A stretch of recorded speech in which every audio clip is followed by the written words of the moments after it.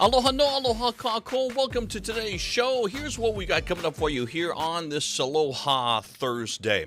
Kapali, he is from Waimanalo side, but he is right now based in Nashville. He is actually on the island of Maui, but we got a chance to talk story with him before he went over to Maui. So we're going to catch up with him, see what he's up to, see what he's doing, and kind of enjoy for a little bit the story of his journey. Also coming up on the show, we've got for you Kanaka Fyah. They are from Hawaii Island. They're teaming up with Braddahoodz from the island of Oahu. New music, how the collaboration is going, and what they love to do, both on the stage and behind the scenes. Josh Groban was in town, and we get a chance to talk story with, we get a chance to hear the music from the stage. And the two special guests that he brought onto the show for everybody to enjoy. That's all coming up for you right here on this Aloha Thursday on Hawaii News Now.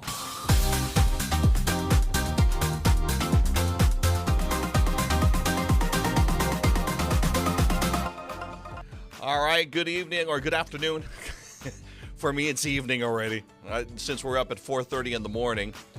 Thanks so much for tuning into the live stream here, Billy V Live on the air for you on this Aloha Thursday. Okay, let's get to some entertainment news first, but just a couple of things. Just a reminder, Hawaii News Now and KHNL is the home of the Olympic Games. So go ahead and check it out. And once again, Olympics is on KHNL.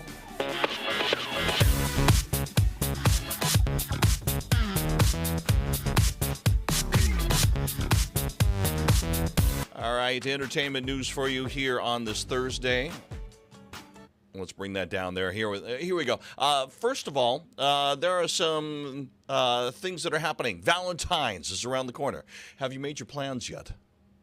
If you haven't, there's a lot of things happening where you can go and enjoy and take your other half, just to make sure, guys, that you're not in the doghouse. One of those things may be in Manoa Valley Theater. Got a chance to catch up with Johnny Valentine. Valentine's Day. Perfect. And his wife. And they were with us in the Hawaii News Now studios on Sunrise this morning. And I asked him, I asked his wife. She's on the board for Manoa Valley Theater. How is MVT doing? It's amazing. Yeah? It's amazing. The programming that they put on is fantastic. They do stories that matter. Tonight is the finale of... Okay, we are not having the sound right there, and I'm hoping that we'll be able to rectify that. Seems to me we had that problem earlier. Okay, we'll have to check into that. In the meantime, you know what? Since, we are talking about them, let's go ahead and get the camera back over here for a couple of moments. They are going to be over, Johnny Valentine and his wife, but they're not performing together. Johnny Valentine will be there, and you can go ahead and catch him. His music is wonderful. He performed for us this morning on Sunrise. And so if you go up to Manoa Valley Theater, you'll be able to catch them as they are, once again, he is doing wonderful music. That's Johnny Valentine and his wife. They were on, once again, this morning on Hawaii News Now Sunrise. Tickets are still available, by the way, if you want to go ahead and get tickets for Johnny Valentine. And they are available, Manoa Valley Theater. Go to their website for more information. All right. Let's go ahead and see if we can try something else and see if it works. And we'll make that go away here in a second, that side. And there we go. So far, so good. Josh Groban was here in Hawaii, and he entertained at Blaisdell. He kicked off his world tour here in Hawaii. But the great thing about it is that he did 2 shows. He's not doing 2 shows anywhere else on the world tour, only in Hawaii, which is just unbelievable. And so he brought on 2 stars on stage, and we'll see if the audio doesn't work, then I'll just tell you and I'll show you. Let's attempt to take a listen. She is somebody who's been nominated for more Grammys than me. She's won multiple awards here in Hawaii alone. And she is somebody that just, I think... Now, according to my side, that shows that it should be working. Since I've been here. Please give it up for Amy Hanaiali'i.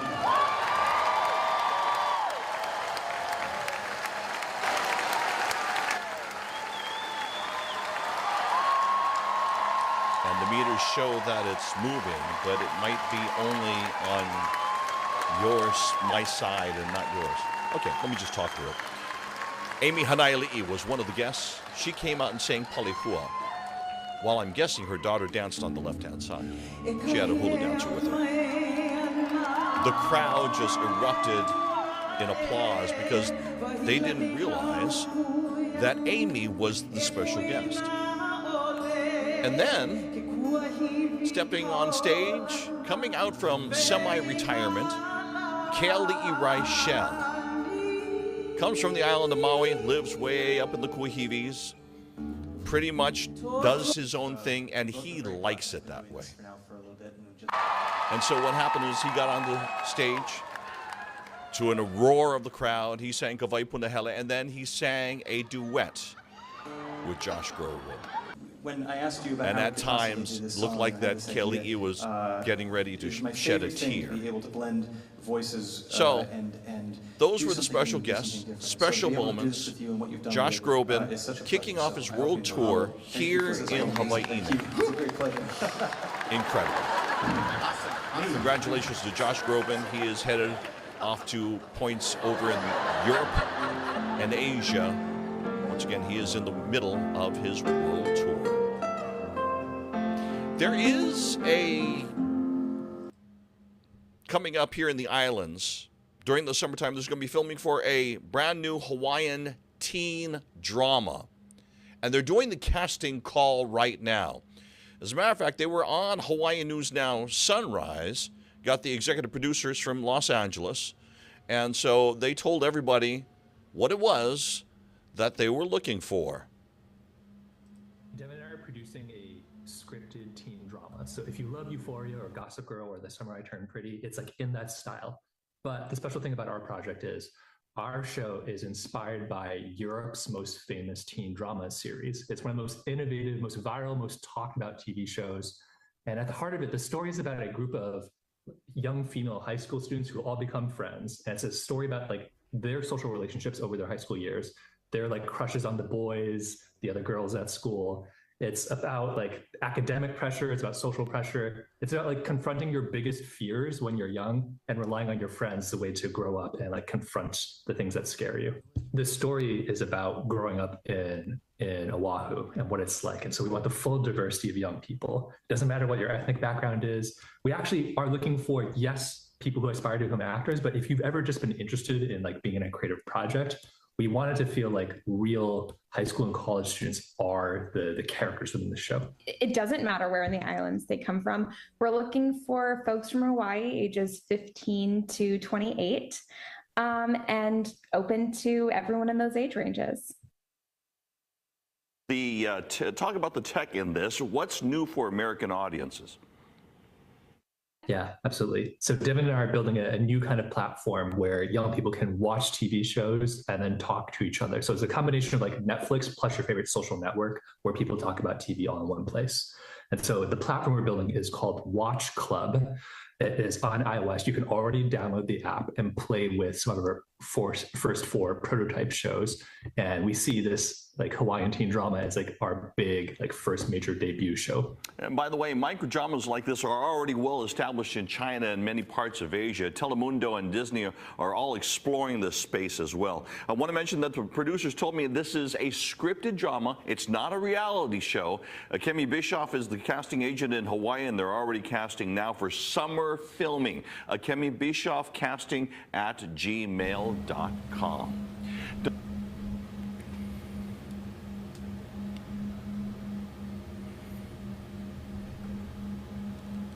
Once again, mahalo to the executive producers for being on Hawaii News Now Sunrise this morning, telling us about that. And once again, there is the information that you need if you want to go ahead and get into the casting for a Hawaiian teen drama series. Now, I talked to the producers, and they told me this is not a reality series. This is a scripted drama. So in other words, they're looking for actors, not just people following you all over the place with the camera.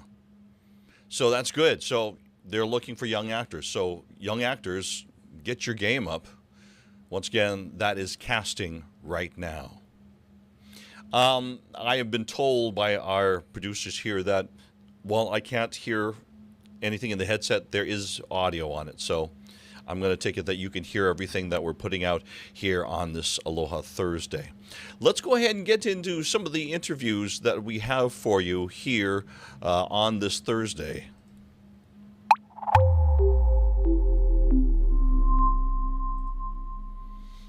Kapali Long is from Waimanalo, but he is based in Nashville.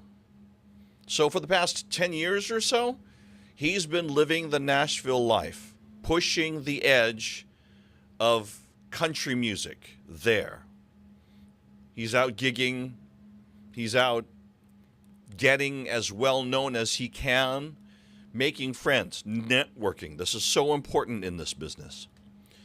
But is he pushing, is he bringing that Hawaiian with him? Whenever we go anywhere, whether you're of Hawaiian ancestry or not, if you're from Hawaii, it's always hoped that you are bringing aloha with you, that you are bringing a sense of what it is to be here over there and showing them what we have and what they don't. So I got a chance to catch up with him and find out what he's up to. And I started out by asking him, I go, well, how do you get from Waimanalo to Nashville? So I grew up when I was younger between my grandparents' ranch in Waimanalo to Punch Bowl. And then we moved, between Hawaii Kai and then later years in Waimanalo. So you kind of always had the essence of Gabi Pahinui in the air, So did you always want to play music? Ever since I was 3 years old, my papa put me on the piano, and my Grammy's brother is Buddy Foe. There's no was. And I remember when I was little, we were on porches with all the jams, and I just remember the feeling of, wow, that feels so good. Like looking around, being happy, Uncle Buddy singing, my papa singing, Grammy dancing hula, and I was like, this is what I want, And so ever since I was little, I knew it was music. I just didn't, you never know what it is, but I just knew it was always going to be music. Where'd you go to school? Grad St. Louis. Oh, what's up? So did you go from St. Louis from the beginning? So this was back when St. Louis, the lowest grade they had when I started was 6th grade.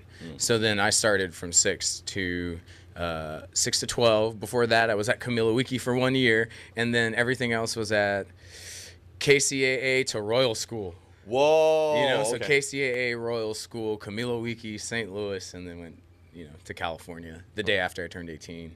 Really? So that's when you moved and decided, okay, we're going to start off, and I want to go to California and learn music. It was just It was the closest music capital that was a 5-hour flight from home. I was so homesick. It was really hard the first 5 to 7 years. What was that? 2016?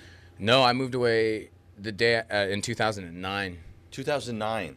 Yeah, the day after I turned 18, I moved away in 2009. And I think I graduated at like 17, so I had some time at home. And now I look back and I'm glad that I left. But as you hear in some of the songs, I wish I stayed longer and had more time with my family. When did you decide to make the move over to Nashville? Well, first, before that, how did Los Angeles do for you? LA was a great city for me to grow and become an adult and hurt and learn about bills and, try to get through life. But I was in a bunch of rock bands. I always played singer-songwriter music, but in the 2000s, nobody labeled anything as Americana or country. Everything was singer-songwriter. So I didn't realize the stuff that I really loved was all Americana and country. I was listening to cats like Robert Earl Keen and Townes Van Zandt, but I just thought they were great songwriters, So it started there, but that feeling of steel guitar in the air has always been our contribution to country music. And so whenever I listen to country music and I hear steel, I think it's Hawaiian music, It's not, that sounds like Hawaiian music to me. Even Hank Sr. to me is like an electric punk rock version of Gabi Pahinui. It's like, I think it's like, it's very linear.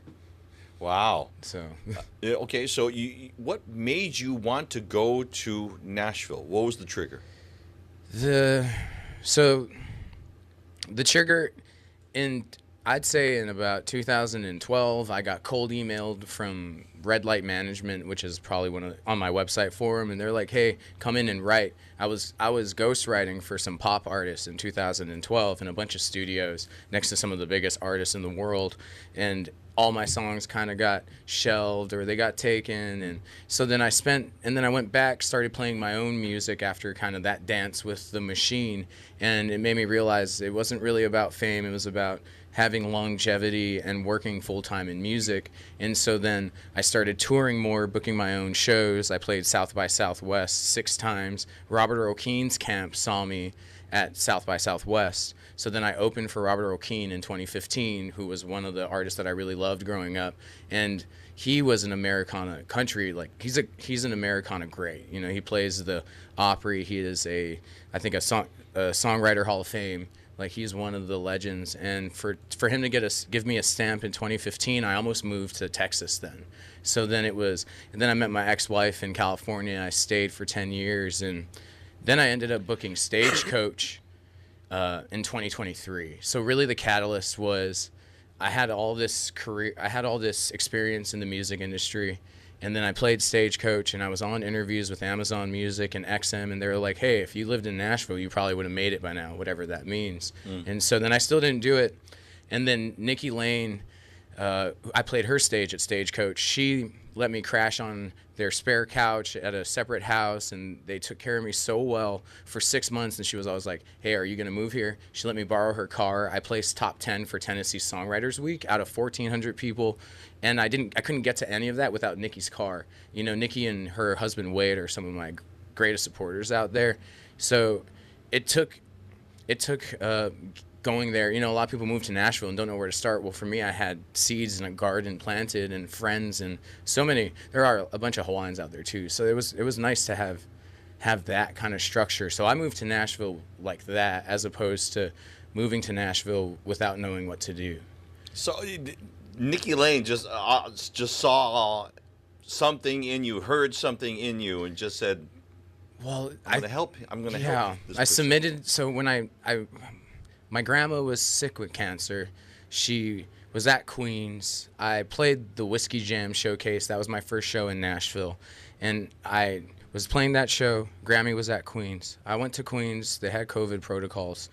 So they wouldn't, she stopped eating, but she'd eat with me. So they let me sleep there, even though you weren't supposed to. And I was there for 12 days. And on the 3rd day, I submitted to play Nikki's stage at Stagecoach while I was in the hospital with Grammy. And after she passed, I went back to the continental U.S. and I remember like the 3rd day back, I got the approval that I was on. She approved for me to play the stage. I didn't know them yet. I played Stagecoach. I met them, and she just has been a supporter. I think she understands that I come from a place of writing honest lyrics, only writing what I know and only writing what I've lived. And nowadays, that's outlaw, to write the truth. So that's what I believe she saw in me. So I'm so grateful. I want to go back for a little bit. Talk about Grammy. Grammy, Sally Kroll was, as you say, my mo'opuna. She was my rock. She's she's my best friend. I have her tattooed on my arm. I got her name right here. All my guitars have Sally screen printed on it. I named my German Shepherd's name is Sally, so sometimes when I act up, Grammy pops down in her and looks at me like, hey, you know? So it's like Grammy is my everything, and she still is here. I know the Cowboys game is on right now, so she's here watching. You know, it's like I have her everywhere, but she was the one that taught me what true love was, you know. She was the first person to make me feel like I was perfect, you know, even if everything was wrong. And she was the person I'd call on tour driving 8 hours, and I just talk to her, you know, 8 hours to this state, 8 hours to this state, you know. So it's hard to be out there and not have her, but the songs that I write about her help so many people that it makes the journey of music worth it. I can see that when you talk about her, even more so when you sing a song that is written for her. Yeah, that really comes through. She really was my best friend, and so and this is honestly this is the first time I've been home since she passed too. So this is all just a very special experience to come out with Aloha Growers Presents. They booked a whole tour. This is the first time home, and music brought me home, you know. So, and I thank Grammy for that. She always was supportive of my music, whatever I did, you know, if it was like a rock band, a punk band, you know, country, whatever it was, wherever I was, because I always was doing it. She was always supportive, you know. So I still have her phone number in my phone, so sometimes it's in my favorites still 3 years later, and I listen to all her voicemails all the time, you know. It's probably self-abuse, but I love it, you know. No, that's understandable. I understand that completely. So, do you think Grammy's happy with the road you're on? Oh, I believe so. I really do try and look at music and life like a car with 4 tires. You know, you practice your instrumentation, you practice your songwriting, you practice your vocality, and you practice being a good person. And if all 4 of those tires are filled up, then you'll get to where you want to go. And so being a good person is number 1. And so that was always my goal, was to be in this adult life, to be someone and something that my Grammy would always be proud of. So I think so. And I work really hard so that can happen, you know.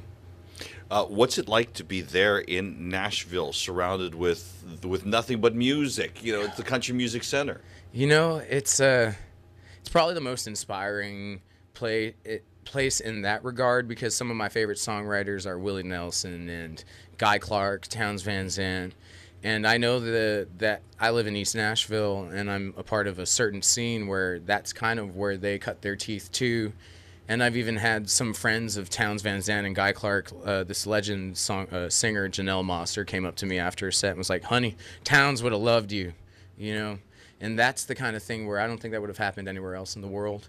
I played the Bluebird a bunch. I played South by Southwest this last year.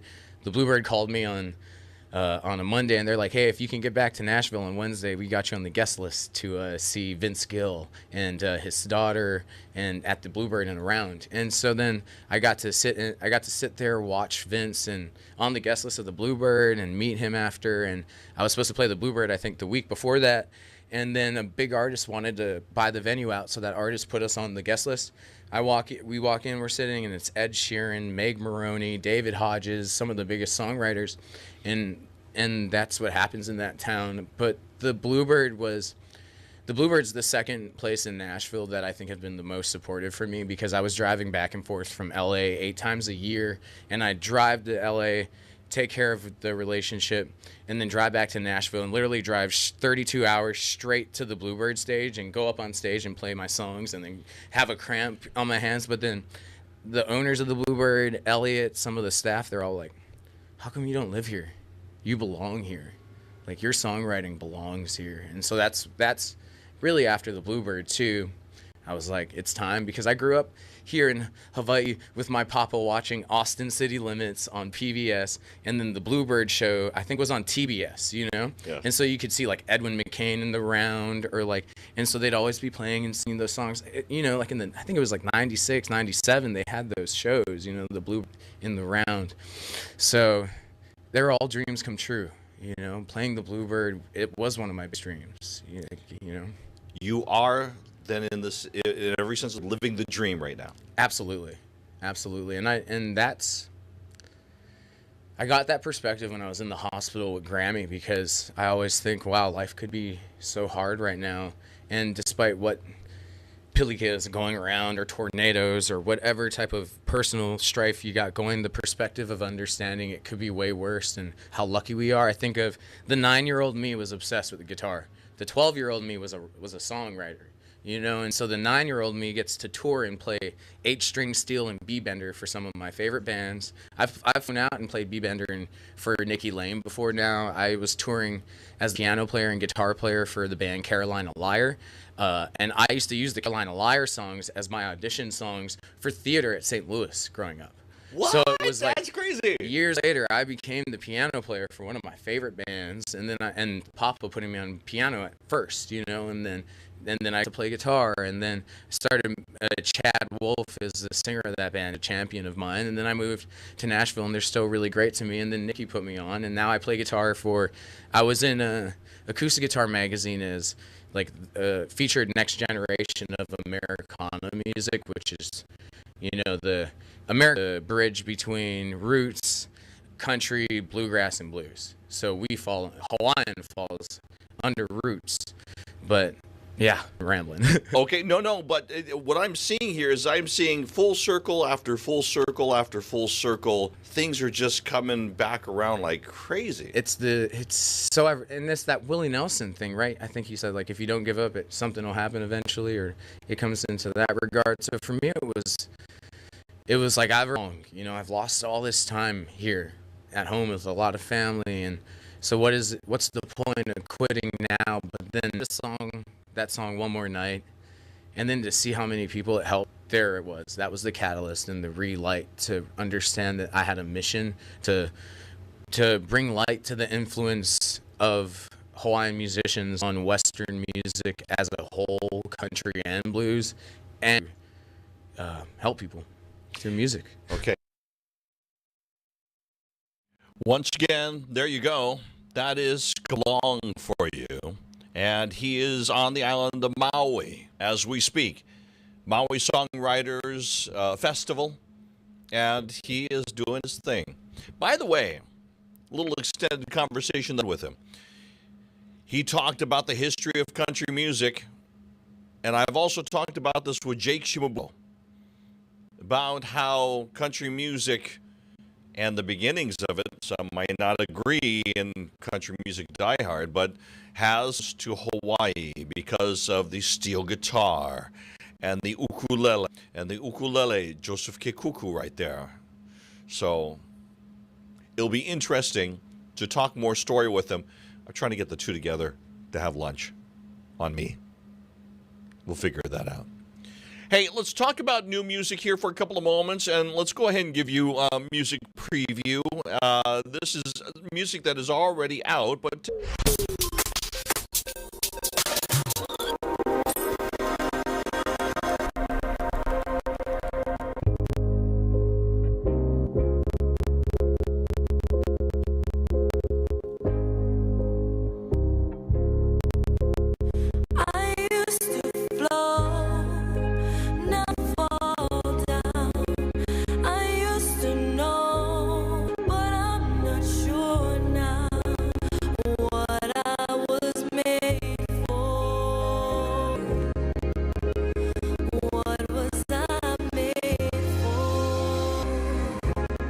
Okay, does that song sound familiar? And if it does to you, well, that's because, well, you're right. It's a big song. And so there it is. Kamalani Kava'a. That is her music, and she goes into a reggae rhythm on that song. But it's online. It's been online, and if you get a chance, go ahead and check it out. And it is YouTube. So let's go ahead and show a bit more here. Oh, this side right up there. So this is the music video. Just some of the music to watch out for. Okay, Kapali Long, real deep. You can tell in her singing, and her singing is awesome. But then to have this go into that reggae beat, it's pretty cool sounding. Good job, sister. A little bit of musical preview for you. Let's also give you a little bit of music preview here and talk about, for a couple of moments, there is new music that's going to be coming out from the Opihi Pickers with a little bit of a twist. They've been teasing this. It is a new song that they've done with Fiji. And so this comes when, of course, Fiji was with us, and I'll wait for the boys to be here to tell you that story, but just know that it's up around the corner here in the next week and a half or so. So some new music to be heard. Hello to artists like Charlie. There is Tulba. We're going to get Mike into here coming up in about a week or so. And a whole bunch of people that have got new music coming out. Spoke to a music insider in our Hawaii Nei. And they are excited about this next year because they have told me that there is more Hawaiian music coming out this year. Last year was a really light year as far as really artists releasing Hawaiian music. There were a bunch of things going on. Reggae is there, and there is country. That's huge. Jazz. But Hawaiian music, and this just depends on the artists and their ability to put out music. There is a plethora of music out there, and it seems it's all working hard last year, and so it's all coming out this year. It's easy to think, for those of us that are in the music industry or that enjoy music, we tend to forget that it's like Jason Momoa and Chief of War. That was something that was started 7-10 years ago, and it finally got to this point. Same thing with the music artists. The thing that they worked on last year, and it's coming to fruition as they are starting to release more music. I think we've gotten through everything that we wanted to tackle today. I'm going to just check a couple of things here. I know we had some problems in the beginning of the show, and I don't want to miss anything. We want to say, you know what? Here we go. I think we've got these guys on. Kanaka Fyah comes from Hawaii Island. They were part of the Aloha to Aloha Stadium. And they have been collaborating with Braddahoodz from the island of Oahu. So we got them here into the digital studios, and I asked them about that collab and how it's going and what music means to them. Brothers, Marv and we gained a close connection with Kanaka Fyah. I mean, from the first day we all went link, we get history with each other, family, grew up together, and okay, we got the audio working on that one, but the video's not working on that one, so we will push that one back because we want to make sure that you can see them as well as hear them. But once again, the name of the new song that they have out is called Morning Sun. So go look for that where you stream your music. Once again, Kanaka Fyah and Braddahoodz, Morning Sun, brand new music, new song. I will play the music for you next week, and I will get it so you can see them and hear them both on the show. That's going to do it for me on this Aloha Thursday. Thank you very much for making me a part of your day. Mahalo mapono aloha ahui ho. Just a reminder, go ahead and join us for Hawaii News Now Sunrise. That's coming up for you tomorrow morning, starting at 4:30. Wherever you stream Hawaii News Now or see Hawaii News Now, thank you for watching. We will see you a little bit later. Aloha.